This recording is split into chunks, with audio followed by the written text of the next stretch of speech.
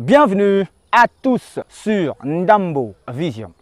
L'édito du jour jette un regard sur l'équipe de France de football engagée en cette Euro 2020. En Afrique, l'équipe de France est très cotée par plusieurs Africains, à tel point que certains disent que c'est grâce à des joueurs d'origine africaine que l'équipe de France va de triomphe en triomphe.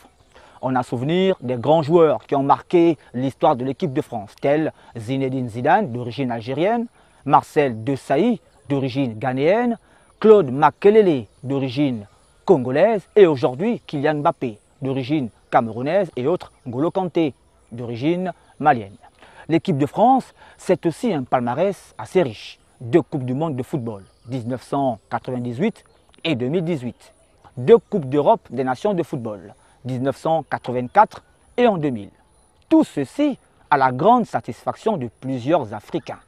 Mais cette satisfaction peut s'avérer en trompe-l'œil, car l'international français et star de l'équipe des Bleus, Kylian Mbappé, d'origine camerounaise, a un tout petit peu relativisé cette orientation. Pour lui, il doit tout à l'équipe de France. Il est 100% français, car c'est la France qui a géré sa carrière depuis la base jusqu'aux élites.